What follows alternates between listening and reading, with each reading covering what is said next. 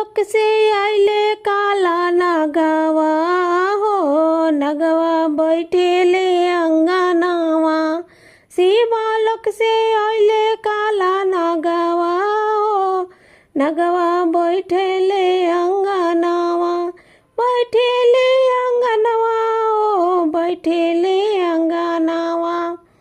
कहे कह घरवा के हलिया हो, नगवा बैठेले अंगनावा। कहे कह घरवा के हलिया हो, नगवा बैठले अंगनावा।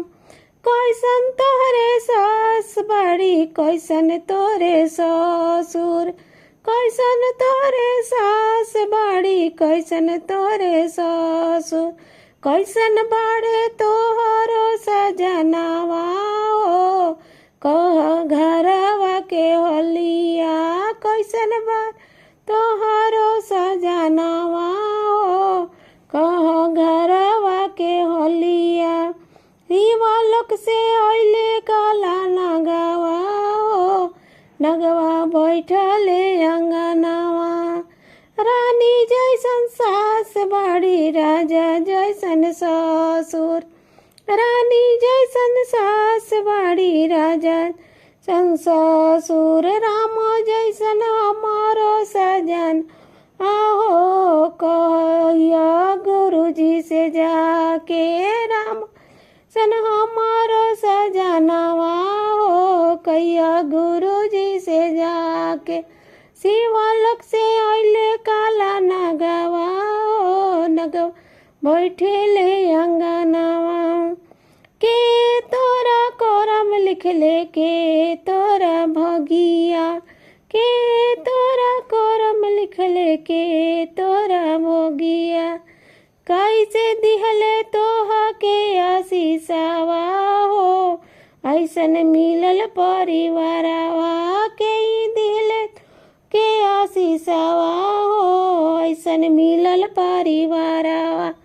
शिवलोक से आइले काला नगवा हो, नगवा बैठेले अंगनावा। ब्रह्मा हमरो करम लिखले, विष्णु हमर भगिया। ब्रह्मा हमरो करम लिखले, विष्णु हमरो भगिया।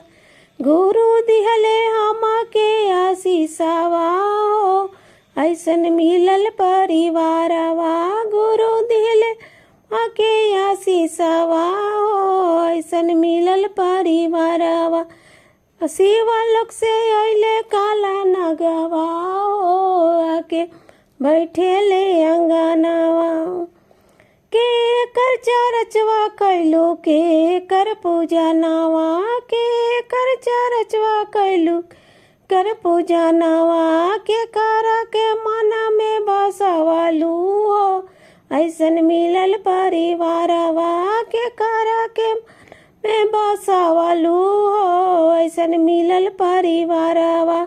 शिवलोक से आइल काला नगवा हो, नगवा बैठेला अंगनावा। शिवा गुरु के चर्चा कैनी, गुरु के पूजा नावा। शिवा के चर्चा कैनी, गुरु के पूजा नावा।